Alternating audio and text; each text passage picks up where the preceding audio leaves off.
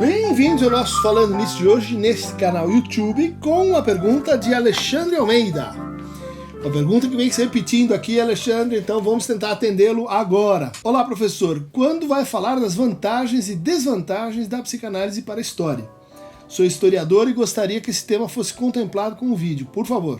Ok, vamos lá. Tema vasto, eu vou tentar fazer assim um ponto de partida para isso em contraste entre Freud e Lacan, porque para o Freud, especialmente para o Freud de Moisés e religião monoteísta, para o Freud de o caso Schreber e o Freud de o caso do Homem dos Lobos, a psicanálise seria uma espécie assim de ciência auxiliar para a prática do historiador. Ela permitiria que o historiador olhasse para os resíduos, para os arquivos, para os restos da história, que ela tende a reconstruir a partir do modelo da arqueologia e aplicasse sobre esse processo a ideia de que existe o recalcamento, de que existe o inconsciente, de que existem práticas de negação, que existe a censura, de que mesmo nos rastros que nós deixamos, elas contêm, vamos dizer assim, uma lógica de apagamento.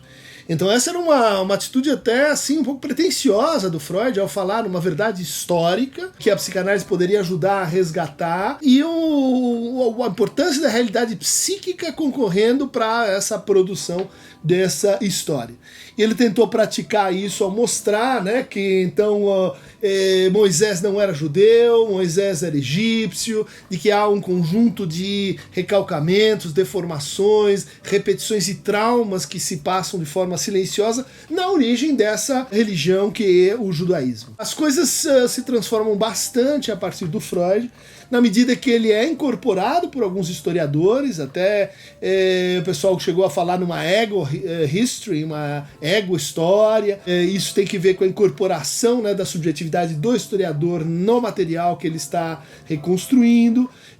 O Freud também influenciou direta ou indiretamente várias críticas que Foucault estabelece para os procedimentos historiográficos, né? A ideia de uma arqueologia e de uma genealogia, ainda que o Foucault explicite sua filiação majoritária ao Nietzsche, ela deve muito ao Freud, o Freud é um autor, vamos dizer assim, transversal à obra do Foucault. Talvez o historiador que mais se dedicou ao tema da psicanálise, no Freud, Peter Gay, no Lacan, Elisabeth Roudinesco.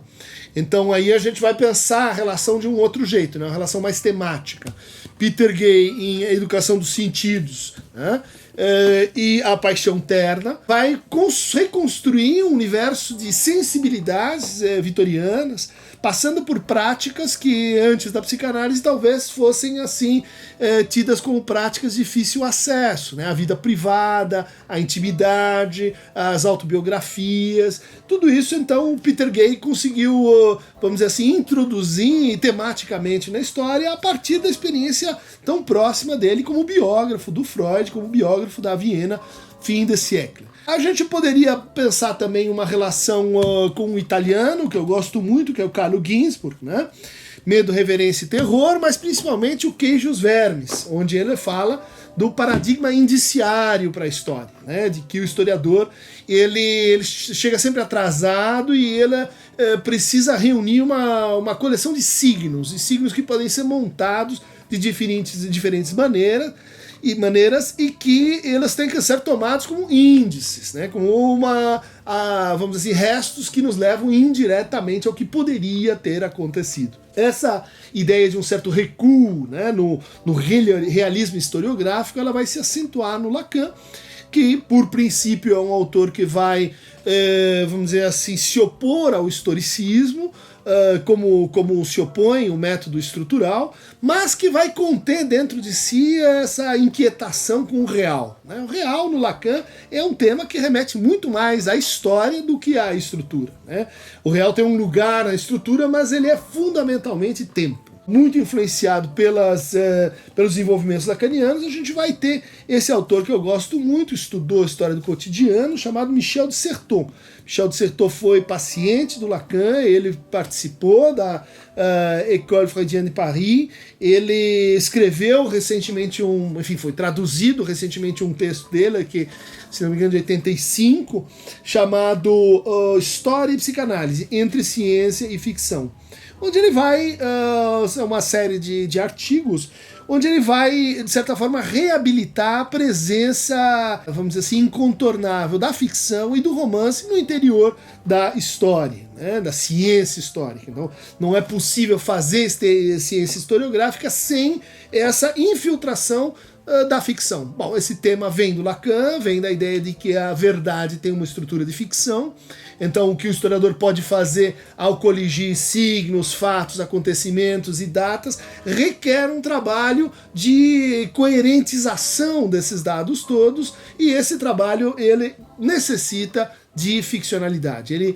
A ficcionalidade romântica, a partir da qual a psicanálise nasceu enquanto casuística da escrita clínica, ela não é a única, existem outras, mas sempre em relação a essa Scylla e Charybdis, né? Quer dizer, de um lado a verdade tem estrutura de ficção, do outro lado a metalinguagem é impossível, não há metalinguagem, ou a metalinguagem é um problema ético. Né? Ou seja, a gente não tem posição fora do mundo para fazer história, por outro lado, a gente precisa introduzir hipóteses ficcionais, e seria interessante que essas hipóteses, então, fossem mais explicitadas, né? O Certeau está fazendo aí tanto uma crítica da historiografia mais positivista, quanto vamos dizer assim, uma crítica do excesso de uso da psicanálise e da ficcionalidade na historiografia, de certa forma herdeira da história dos análises e da história das mentalidades. Né? Pro Certeau, citando aqui, essa ficção científica funciona à semelhança de outras heterologias, o termo do Georges Bataille, e que vai aparecer então como essa ciência do outro, esse discurso sobre o outro. Né? E um pouco que a gente vai encontrar no Foucault também, né? Quer dizer, fazer a história para descobrir-se como outro no presente, para inventar outros presentes. Né? No ponto de junção entre o discurso científico e a linguagem ordinária, exatamente no ponto em que o passado se conjuga com o presente, em que as indagações sem tratamento técnico retornam como metáforas narrativas. Né? Então o Certeau é um autor que ajuda a gente a reintroduzir ou introduzir a noção de narrativa em psicanálise a partir dessa ideia, né? De que a narrativa correspondente ao correlato da noção de ficção no Lacan, e portanto tem uma afinidade com a ideia de verdade. Novidade da psicanálise freudiana, no entender do Certeau, foi justamente reintroduzir a arte literária, sobretudo na escrita científica. Né? Entre essa letras e a ciência, entre o arquivo e o oral, a psicanálise pode ser então justa e bem convocada. Né? É um pouco também o que a gente vai encontrar no trabalho Georges Agamben, né? Infância e História, quando ele diz lá, logo na sua declaração de intenções, né? A hipótese do livro, não escrito, é completamente outra, é de que existe o hiato entre a voz e a linguagem, como aquele entre língua e discurso, potência e ato. O hiato que pode abrir o espaço da ética e da polis, precisamente porque não existe um artros, uma articulação entre foné e logos. A voz jamais se inscreveu na linguagem, e o grama, o pensamento de Derrida veio em boa hora para mostrar isso, nada mais é do que a forma mesma da pressuposição de si e da potência. Ou seja, ele também está lembrando aqui que a psicanálise trabalha no registro da história, que é um pouco estranho à própria história no sentido profissional do termo, que é com os nossos pacientes. Né? Nossos pacientes são aprendizes de feiticeiros, aprendizes de historiadores, e a graça desse processo é que a história que eles vão lembrando e reconstruindo se confunde com o processo ali transferencial de lembração e de construção construção dessa história. Ou seja, uma história que tem uma finalidade, de certa forma, que é a recuperação do desejo e a transformação do futuro. Então, vamos dizer assim, que há uma afinidade da concepção de história em psicanálise com a concepção hegeliana ou dialética, se você quiser. Para mais indicações específicas, esse trabalho aqui da Daniele Machado Bezerra é bastante sistemático. Lacan para historiadores, da APRES. Recomendo. Finalmente, para encerrar essa pupurri de referências, um autor com quem a gente tem trabalhado bastante, ele funciona como um epistemólogo, importante para renovar a discussão da psicanálise com justamente a sua fundamentação, nesse caso, a fundamentação na história, né? É o Ian Hacking, Ontologia e História. O Ian Hacking é alguém que vem da filosofia analítica, vem de Wittgenstein, mas leu o Foucault, leu muito bem também o Hegel, e ele tem essa partição muito interessante, né? Ele é um estudioso da história da matemática e dos instrumentos científicos, tipo telescópio e tal. E ele vai mostrar como existem discursos que eles criam tipos de pessoas. Eles criam pessoas, enquanto há outros discursos dentro da história que criam fatos, que criam objetos, que descrevem acontecimentos, né?